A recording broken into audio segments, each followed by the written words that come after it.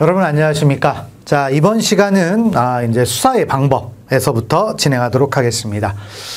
자, 그러면 이제 우리 수사의 방법이라는 것을 들어가는데, 자, 수사 어떻게 해야 되느냐 이 문제예요. 그래서 수사의 방법은 크게 몇 가지가 있다? 두 가지가 있죠. 그래서 첫 번째 임의수사가 있고요. 그다음 또 뭐가 있습니까? 바로 강제 수사가 있습니다.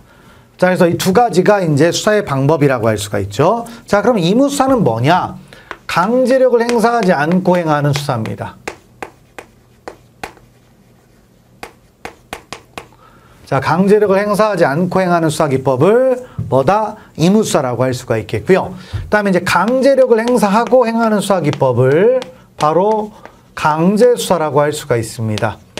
자, 그러면 이걸 기반으로 해서 자, 이제 임의수사 하려고 합니다. 그 다음에 강제수사가 있죠. 그럼 그 중에 어떤 게 원칙적인 방법이냐 이거죠. 그래서 따졌더니 뭐다?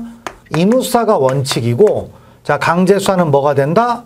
예외적으로 한다라는 거예요. 예외적으로. 자, 그리고 예외적으로 하는데 말이 예외라고 해서 예외라고 하면 얘기만 하면 예외적으로 됩니까? 그건 아니잖아요. 그래서 강제수사에 뭐가 있다? 이제 규제 원리가 있죠. 우리 형사 절차의 대원칙으로서 강제수사의 규제 원리를 만들어 놨어요. 자, 규제 원리는 몇 가지가 있느냐? 세 가지가 있습니다. 첫 번째, 강제 뭐다? 수사 법정주의가 있죠. 강제수사 법정주의. 자, 강제수사는 법률에 규정이 있을 때 한해서만 허용이 된다라는 거였고요. 자, 그다음에 두 번째는 그러면 법률에 규정이 있다고 해서 규정이 있을 때만 한다고 해서 그럼 통제가 되느냐? 어려워요. 그러면 실질적인 통제 장치가 필요할 텐데 바로 뭐가 있다? 영장주의죠. 강제수사를 하려면 법원이 허가를 해줘야 한다 이거예요. 그래서 영장주의. 그다음에 자, 뭐가 있어야 된다? 비례성에서 강제수사라고 해서 영장 받았다고 마음대로 하는 거 아니죠. 그래서 기본권 침해를 뭐 하자? 최소화시켜야 된다. 그래서 요 부분이 있는데 이 강제수사의 규제 원리 중에 가장 중요한 규제 원리는 무엇이다? 바로 영장주의가 됩니다. 그래서 그런 얘기들이 쭉 여기에 표현해서 있다라고 볼 수가 있어요. 그래서 이런 원리들을 가지고 이제 들어가 보시면 되겠죠. 자, 그러면 본격적으로 들어가서 자, 이제 임의수사 그다음에 이런 것들을 봐야 되겠죠. 그래서 이제 임의수사 중에서 첫 번째가 뭐다? 이제 피의자 신문으로서 이제 규정이 돼 있네요. 자, 그러면 피의자 신문이 뭔지부터 이제 봐야 되겠죠. 피의자 신문은 대단히 중요합니다. 그래서 시험에 나올 확률이 상당히 높죠. 그래서 그 부분을 보시는데 첫 번째 뭐다? 이제 의의가 있죠. 자, 그러면 자, 법조문적인 어떤 뭐다? 이제 의의는 이런 거예요. 수사기관이 피의자의 출석을 요구하여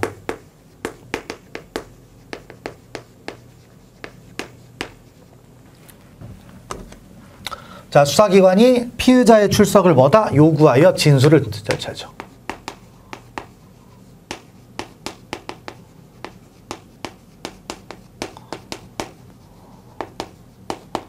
자, 수사기관이 피의자의 출석을 요구해서 진술을 듣는데요. 자, 그런데 자, 출석을 요구했다고 해서 출석할 의무가 있느냐? 그런 거 없죠. 그 다음에 또 뭐죠? 나와서 꼭 진술을 해야 되느냐?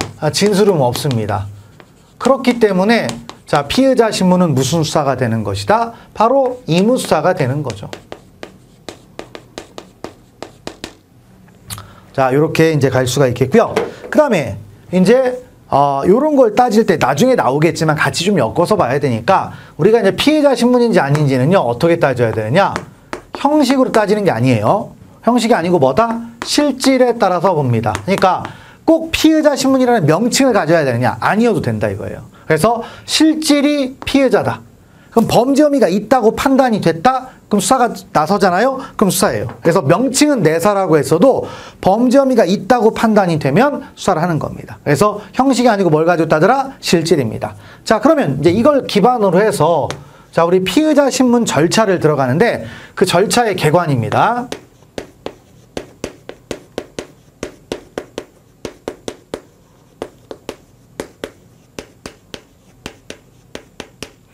자, 이제 피의자 신문 절차를 큰 틀에서 한번 개관을 해보자라는 거죠. 자, 그러면 출발이 뭐냐? 일단 뭐부터 합니까? 당연히 출석을 요구하여 그 진술을 듣는다고 했으니까 출석 요구가 나와요. 자, 그 다음에 두 번째는 출석을 요구해서 나왔잖아요. 그러면 자, 수사기관은 진술 거부권 등의 고지가 있습니다. 근데 왜 등이라고 쓰냐면 우리가 이제 앞에서 바로 시정조치 요구가 있어서 시정조치 요구를 하려면 어떻게 됩니까? 자, 사법경찰관의 수사가 법령을 위반했거나 현저한 수사권 남용이 있다, 인권 침해가 있다 이런 거 있잖아요. 그럼 피의자가 이런 것들을 당했다고 했을 때 검사에게 구제를 받을 수 있다, 이런 걸 알아야 될 거 아니에요. 그래서 여기서 고지합니다. 그래서 진술거부권 고지할 때 같이 고지합니다. 그래서 있고요. 그다음에 진술거부권 고지하면 그 다음에 뭘 하게 돼 있다? 자, 인정신문이라는 걸 합니다. 인정신문. 인정신문은 뭐예요? 본인이 맞는지 확인하는 절차죠. 그래서 이름 묻고 직업 묻고 막 이런 거 하는 거예요. 자, 그 다음에 이제 본격적으로 그 다음에 뭐 한다? 신문을 하죠. 신문. 그래서 신문이 이제 여기서는 범죄될 사실 같은 걸 물어보는 거죠. 그 다음에 이익되는 사실을 진술할 기회도 줍니다.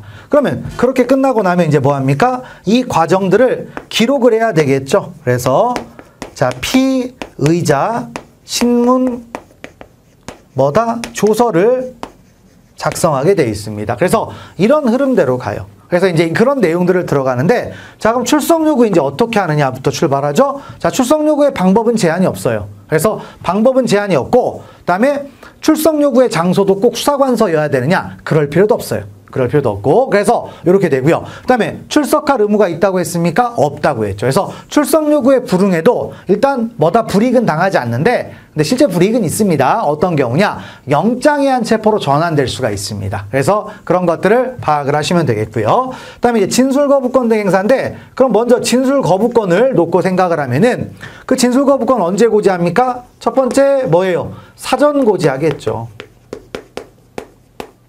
그다음에 두 번째 고지 내용이 있는데, 이건 좀 이따 조문을 체크하는데 역시 두 문자가 조금 두 문자가 표시는 안 돼 있죠. 근데 뭐냐면 일개요 불변입니다.